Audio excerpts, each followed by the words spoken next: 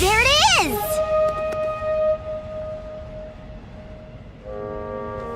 That's what it will sound like when one of you spots it.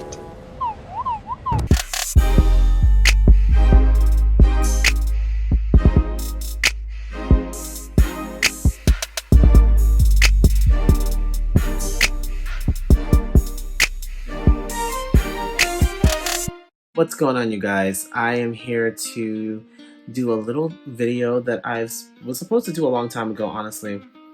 And it was supposed to be this really big, like, production. Not really a big production. I don't have the net worth. But it was supposed to be something that was, like, a little bit more planned and thought out. But I realized that on this channel, everybody likes it when I rant. So I think that would probably be the best thing to do for this as well. Anyway, so recently we've had an influx of a whole bunch of different shows and stuff coming to Netflix. The main thing that most people were concerned with was the Avatar series, not, Avatar the movie, because there's only one movie, even though they're talking about doing Avatar 2, which I honestly didn't really like the first movie, so I don't really see it for a sequel. But Avatar the Last Airbender. So, growing up, I liked shows that really, gave me a little bit of something more to think about. I was kind of an old soul. I was kind of before my time as far as my age is concerned. Even now, I operate like a 40-year-old rather than a 26-year-old. You really can't tell that I'm 26 sometimes. But even when I was younger, this was kind of a big thing. And so, around the time that I was 10, almost 11 years old, I was really looking to watch a show that gave me a little bit more, that dove into some deeper issues, some deeper concerns than the normal child and adolescents would actually think about and actually look for. I found it in shows like Code Lyoko, if anybody remembers that show, and of course Avatar The Last Airbender. There were some other shows as well, but around that time, that's kind of where I was at. Not only that, but in the year that this came out, there was only one other show that I was watching that came out the same year that kind of did the same thing a little bit, albeit a little bit more on the, I want to say silly side, but yeah, it was kind of silly most of the time. There really wasn't a main plot going on, and I'm talking about Zoey 101. So, in 2005, specifically on Nickelodeon, there really weren't other shows that could have competed with Avatar's storytelling. The other shows that came out at that time were Zoey 101, Catch Scratch, and The X's. So I mean, we really weren't doing that much in Nickelodeon in 2005 when the show came out. We really were not doing that much. Nevertheless, there was kind of a shift in the way that animated shows would tell their stories. So Avatar was kind of the first show that I discovered that kind of did that. And back then, I'm not gonna lie, I didn't really catch on to a lot of the things that this show was trying to tell me as an adolescent, as a preteen. I really wasn't grasping everything. I just liked, the effects, the cool, fighting sequences and all that stuff, which is probably what most kids watching this show would probably like. But as an adult, I started seeing a lot more that this show offered, and so many stories that were told were not that of a normal kids show, to be honest. I mean, they dove into so many different topics, abandonment, family loss, death, grief. I mean, people actually died in this show. And I'm saying, people really actually lost their lives in this show, and they constantly talked about, people losing their lives, people dying in this war. And, that's literally the center point of this show is a war. The Fire Nation, went in and they tried to dominate the entire Earth with force, imprisoning people, killing people. I mean, this show really dove into heavy topics. We also saw topics of mental illness. A lot of the time, our characters, the main characters, would kind of have to face different things and have to kind of wrap their minds around the fact that, hey, the world is depending on us to bring balance, restore balance, and save them. And we're like 12, 13, 14 years old. Like, come on. Like, these are actual children. The oldest, I think, of Team Avatar is Zuko, and he's only 16, maybe 17 by the end of the series. But like, he's still a kid. You don't think about children actually like doing the things that they do. Not only that, but like, these kids were going head to head with like grown ass men and women and besting them. So you think about like that also, these kids are prodigies. I'm just saying, like, and I hate that I just dove into this like this, but I'm gonna assume that everybody who is watching this video has watched Avatar: The Last Airbender and have probably watched a dozen different reviews, reactions. I mean, everybody has been jumping on the Avatar hype train. And they've been doing their reviews and their reactions and stuff. So I don't really have to go into what each character does and who they are and what their motives are, all that stuff. Like, I don't have to do any of that because it's already assumed that you guys have watched that, and that's the reason why you're watching this video. Also, I put up a poll and everybody was like, oh, you should talk about Avatar. I'm like, okay, we'll do that. So I watched it. So let's dive into at least some of the major points that I take away from Avatar: The Last Airbender, because the thing is that like there's so many things that I can talk about. I'm not trying to have like a whole hour video. This video honestly might even be a whole half hour. I don't know. But just taking into consideration that the creators of this show probably did, like, I believe that they shot this to multiple networks, which most show creators do that.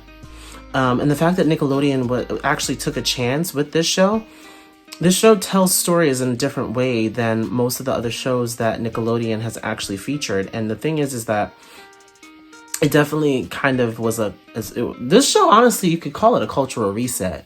You could call this show a cultural reset, because I didn't see any other animated show really telling stories like this if it wasn't like anime or something. Like anime maybe would do it, but then like in a silly way. Like this blended all of the different like tropes together. Like you had a little romance in there, you had your action, you had your adventure, you even had your like mysteries. Like, I mean, yeah, so some of them were a little silly, some of them were a little bit on the scarier side, like the Puppet Master. I mean, some people actually were a little terrified of the Puppet Master episode with Hama. I mean, I can't blame you. The woman is terrifying, and the fact that she possessed such an ability like bloodbending honestly just calls to just how deep this show can actually go, and the imagination. Do you understand how much imagination that takes? Because, I mean, obviously people are going to think about it, but for them to actually do it and take that chance on a children's show to show like, hey, yeah, Waterbender does have the affinity to actually control the fluids in a human body, in a living organism, and bend their actions to their will. Like, this is where we're going with that. That's where we're going with that. An entire nation was wiped out. The air nomads, all of them were wiped out. We saw Monk Gyatso's skeleton sitting in the temple. Do you see what I, like, no other show was doing something like you actually saw his skeleton. And then Aang had an entire mental breakdown. Let's get on Aang. Because a lot of people, like me, myself, Aang is not my favorite character by far. There's other characters on the show that I really identify with them a lot more. But I will say that Aang is definitely a character with multiple facets. When we first meet him, he's like this happy-go-lucky, like energetic kid, whatever. And then when he faces the reality that his entire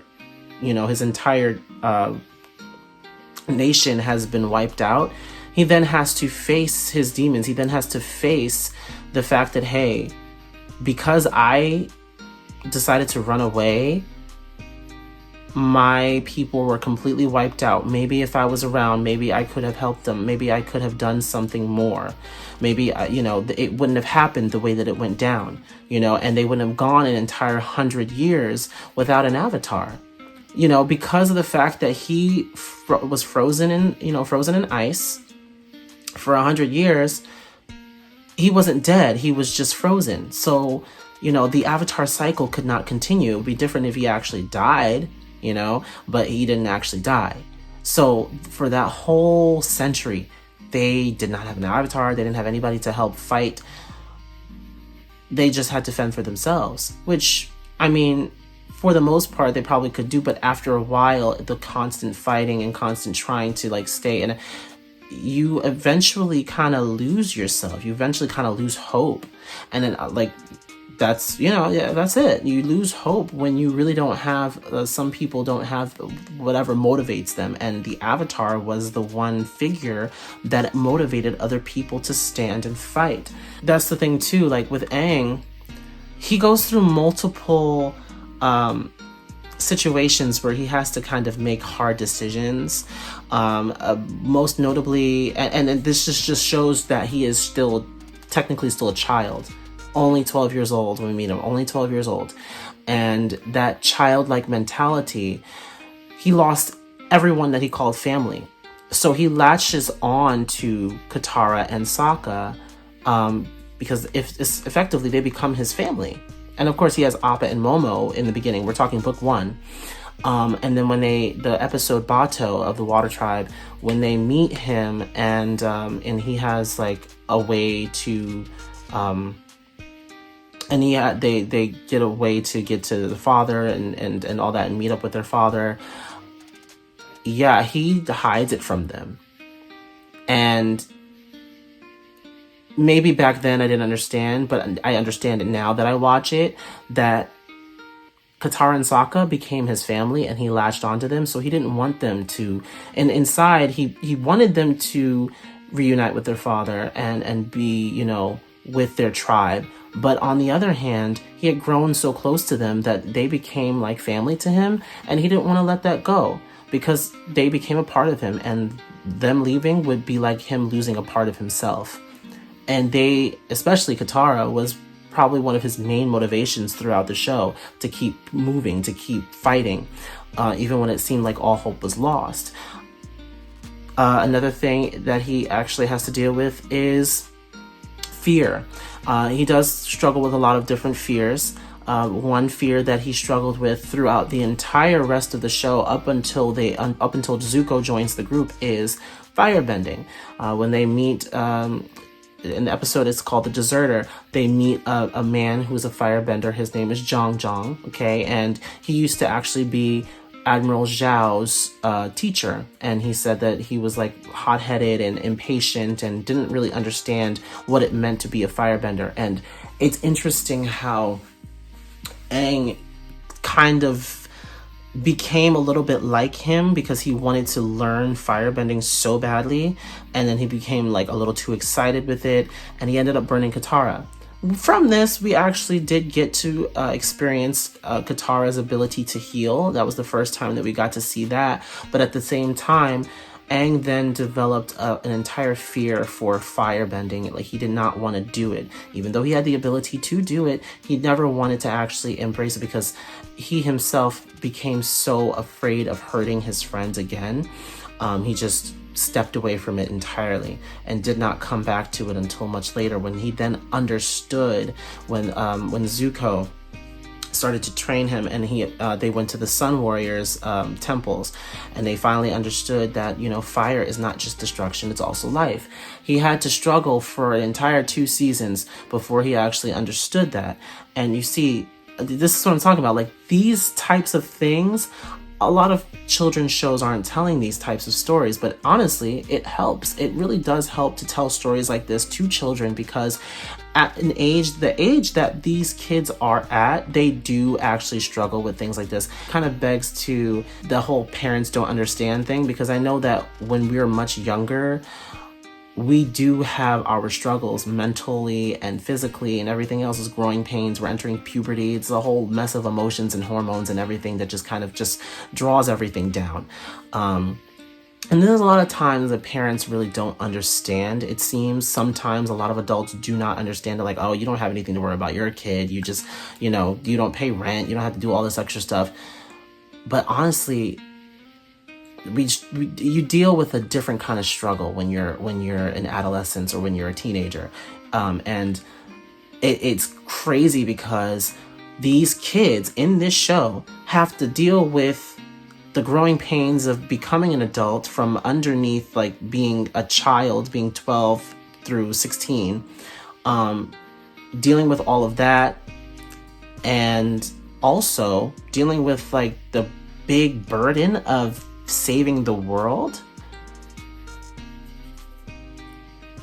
Like, to me, it's just like, wow, like, you have to be both a child and an adult. You have to deal with child issues, like teenage issues, and you also have to deal with adult situations and adult issues. And I mean, you had these kids planning an entire invasion.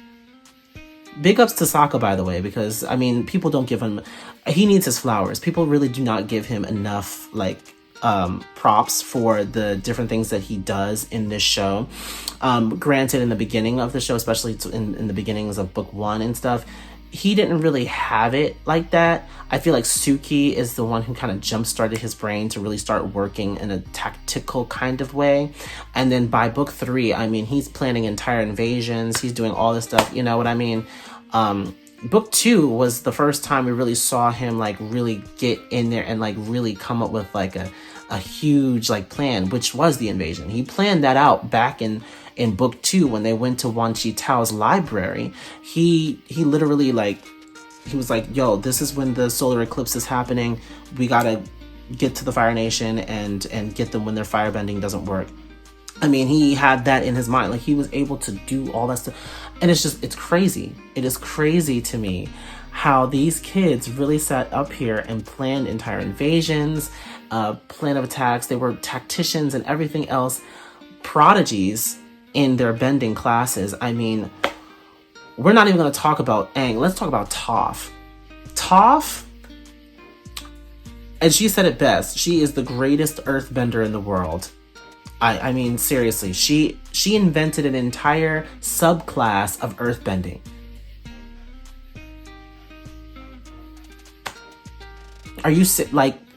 She invented metal bending, and I think that we really do need to like just realize how crazy that is. Like, she invented an entire style of bending all on her own, just by herself.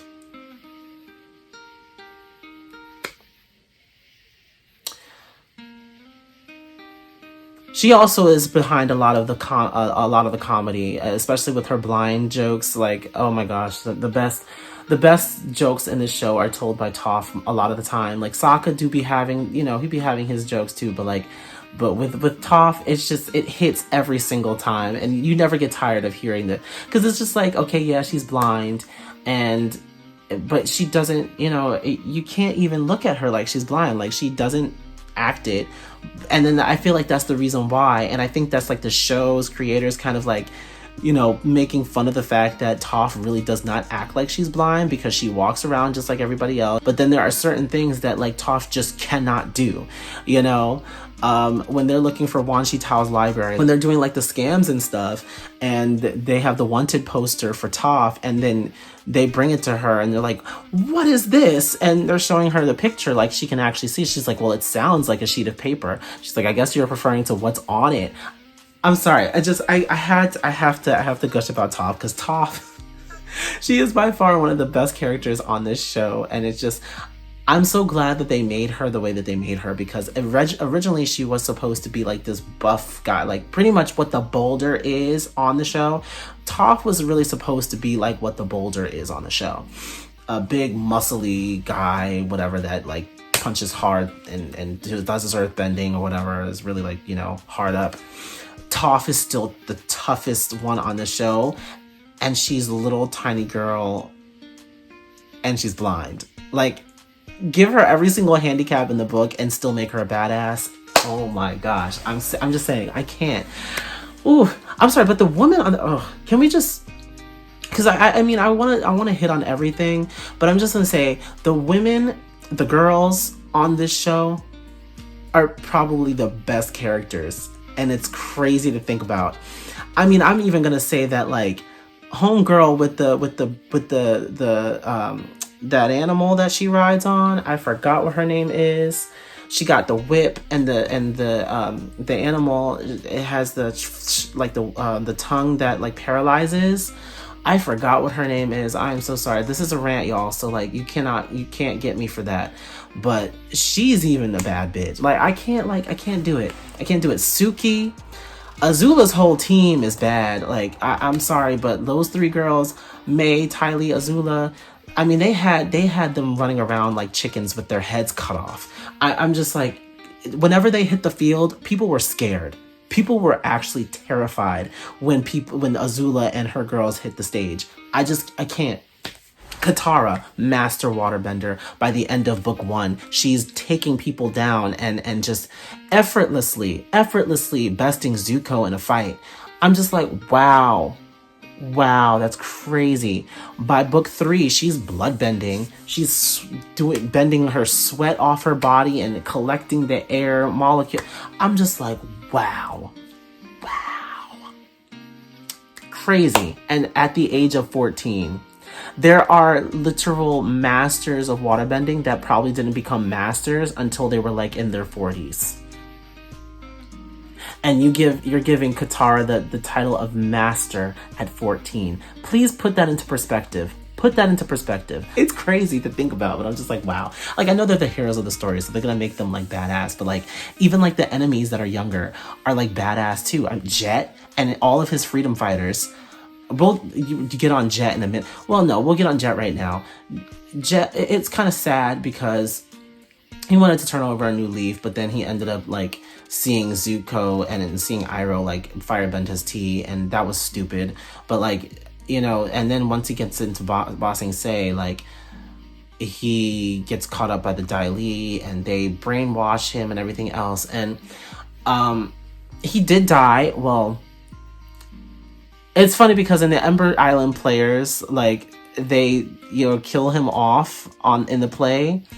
But then they're like, wait, Jet died? Like, Zuko asked because Zuko knew Jet. Zuko had fought alongside him when they were on the ship or whatever before they got into Ba Sing Se.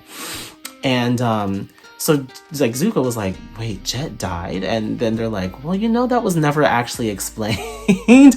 I'm like, oh, that's how y'all treat your characters? I was like, oh no. But that was kind of like their way of like, kind of like poking fun at the way that they like kind of tell their stories. So some things are forgotten. There are like things wrong with the show. I'm not going to get into that for this video, but there are things that are kind of like not explained thoroughly enough, or they're like just kind of forgotten, or just maybe they did it on purpose as to not completely be edgy to the point where they like get their episodes taken down. Like, we're not killing all these people on screen. They killed Zhao on screen. I mean, they didn't really kill him, but the spirit took him under the water. But we see in Korra that he was actually still kind of alive, but his soul was trapped forever in the spirit world. Into driving the plots forward.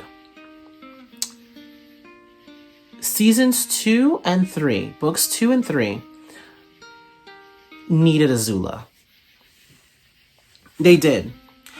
I never saw Zuko as a real antagonist. I mean, he was an antagonist, but I just knew that he was going to get a redemption arc considering who he traveled around with. Iroh. Iroh was always in his ear.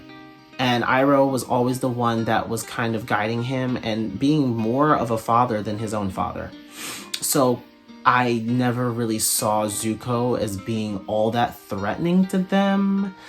Even in season 2, when he did turn his back on them at the end, like when he kind of chose the other way, even though it seemed like he was already gonna redeem himself, and then they turn around and then they're like, oh nope, not yet. I knew that, like, everybody saw the redemption coming, they just didn't know when it was coming. And then, you know, it was teased a little bit when he got trapped in the prison with Katara and they told their stories about their moms and all that stuff. But that's the thing, like, we knew it was coming, we just didn't know when. They teased us, and then they're like, okay, now we're gonna give it to you, but halfway through season 3.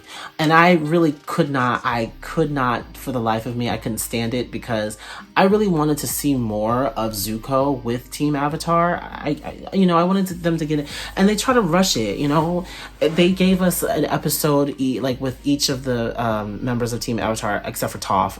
I mean, they gave him a little bit of a little section there, but I feel like that's the thing, like, they rushed it. It should have included another episode with Toph. Maybe having Toph, like, reuniting with her family or something.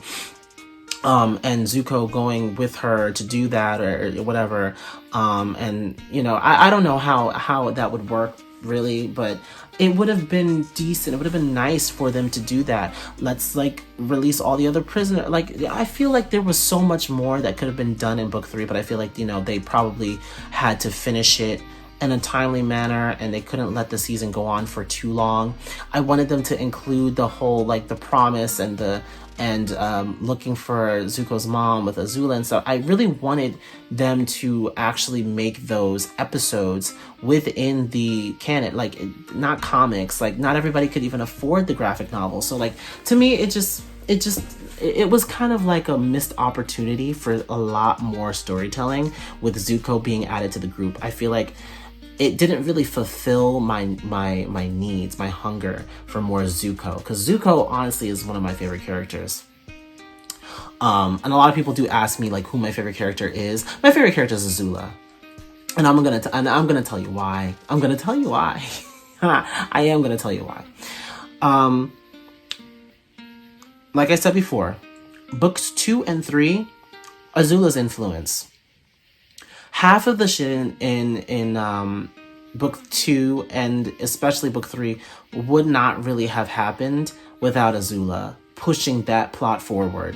I mean, every single time that little tune comes on, like, you know, her little theme song. Every single time a little theme song, because I just knew some shit was about to go down, and I was about to see some fighting, or I was about to get like a crazy one-liner. Oh my gosh. She was the queen of reads, okay? When she read Long Fang for filth, oh no.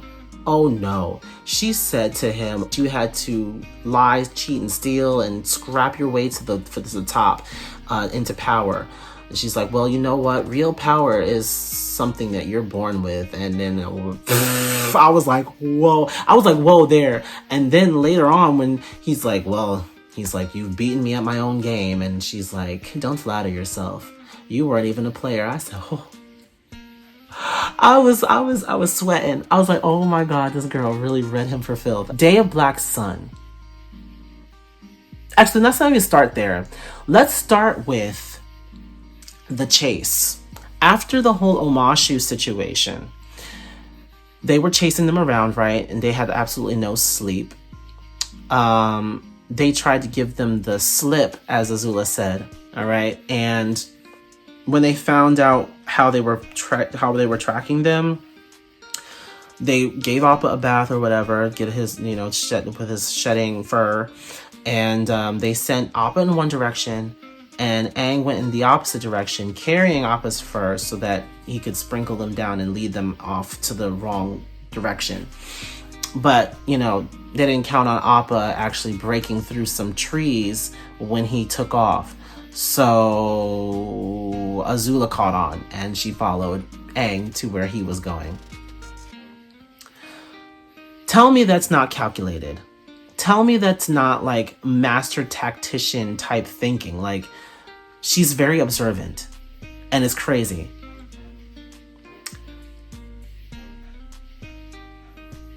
The drill.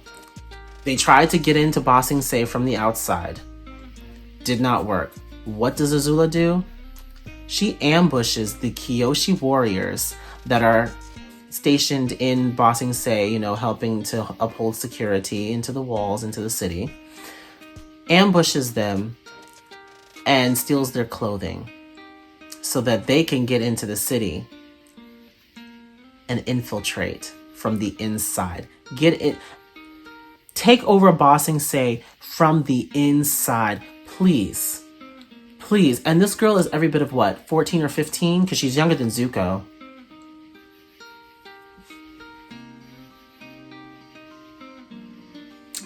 You are not going to tell me that this girl is not like a mastermind. She's a mastermind. And I mean, you can't be mad at her. You cannot be mad about it. You can't be mad about it. And then, of course, the Earth King flapped his big ass gums. Okay? And they found out about the invasion. If Azula... This show probably would have only been 2 seasons long. Maybe, like, yeah. There wouldn't have been an entire, like, 3rd season, or maybe not, like, in the way that we see it. If Azula wasn't there, Ozai would have been taken down because they wouldn't have expected a whole full-scale invasion coming. They expected it because Azula infiltrated Ba Sing Se and got the whole invasion plan.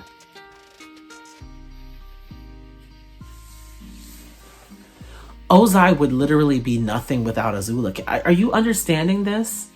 Azula is the reason why they failed, because she was able to tell them exactly what was going to happen on the day of the solar eclipse. You just can't. Regardless of the end result and the fact that, she ended up getting bested in the end, Homegirl she really had them running around. She really had them scared.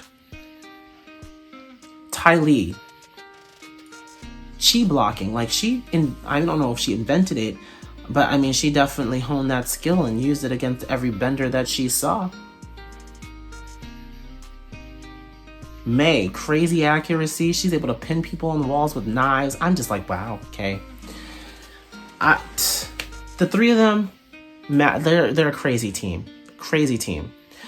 But of course, the heart wants what the heart wants, and May wants Zuko's. Well, we know exactly what that's about. But anyway, so yeah, that's pretty much it. Like, I just wanted to highlight a couple of things that I really took away from the show. You let me know what your favorite episodes were, your favorite characters. I already told you who my favorite character is. It's Azula, hands down. And the thing is about Azula is that, I'm gonna just go into this real quick. Azula is very, very complex as a character. I mean, that whole entire family is messed up, okay? There is no type of real love going on, just power and greed. Okay, Azula was looked at as a monster by her mom, and it's only because of the fact that her father just knew that she was a prodigy in firebending. She probably wasn't like that before, but because of the fact that her father just tried to mold her into what she is now, her mom really didn't have much control over the situation, and she just kind of had to watch. She kind of just had to watch. And she latched on to Zuko more because Zuko wasn't the best at firebending, wasn't the best at fighting. He had a good heart, he really cared about things. And, because of the fact that he kind of needed that extra attention, his mom gave it to him. And didn't really worry too much about Azula because Azula got all the attention from her father anyway. And didn't really give Zuko attention. He really honestly did not care for Zuko, and it's kind of sad. His, when the whole thing with Azulon was going on and Iroh had lost his son, rest in peace, Luten, he, proposed that he actually, take Iroh's place since he no longer has an heir.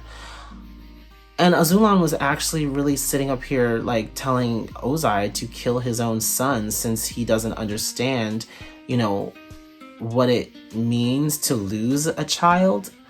I feel like that's kind of the most horrendous thing ever. What, as a grandfather, why would you have your son kill your grandson? But okay. And then his mom, proposes another plan, and then unfortunately she gets removed and all this. We see all that later on, and if you've read the graphic novels, then okay. But that's the thing. Azula really had to kind of struggle, and all she really ever wanted was her mom's love, with her mother's love. I feel like if she actually got the attention that Zuko got from their mother, I feel like maybe she would have turned out a little bit different. Maybe, I don't know. But that's the thing. That really does make Azula a very complex character, and someone who really does struggle, because she really just had to be perfect all the time. She was always under pressure to be the perfect child. She always had to do what her father told her to do. She always had to train, made sure she kept her, make sure she kept her body in shape, make sure she kept her firebending on point. I mean, did you see anybody else in this damn show with blue flames? I mean, that's how hard she trained. That's how much of a prodigy she was. Her flames burned hotter than anybody else's in this show. And she had the lightning. I mean, come on. When you're constantly under all that pressure, it can cause very deeply rooted issues mentally. And we see that when she finally loses control. The only people that actually cared to kind of be around her turned on her, because she pretty much bullied them into being on her side anyway. I mean, you saw what she did to Ty Lee at the circus.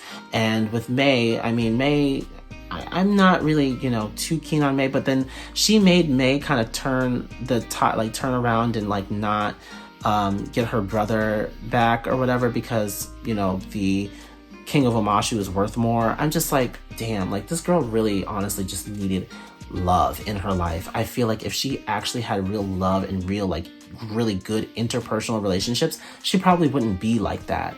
She probably wouldn't be. I mean, look at with Ember Island, when they went there for their little vacation or whatever, and she tried flirting with Guy and tried talking to people. She just could not do it. She really honestly was just the most awkward person ever. And it really does show what kind of lifestyle she lived as a child growing up. It really did show. So then finally, when she loses her friends and she's losing the fight against Zuko, and then she loses the fight against Katara, she completely loses it. She has an entire meltdown. And I mean, at that point, it's just she's no longer there. Her mind is just warped. But that's the thing that I really do like about Azula, is that she was a character, a villain that you could understand. She wasn't just bad for the sake of being bad. She was bad because that's all she knew how to be, because that's all she grew up around. Her father molded her into what she became. It's crazy to think about, but that's literally how some people are.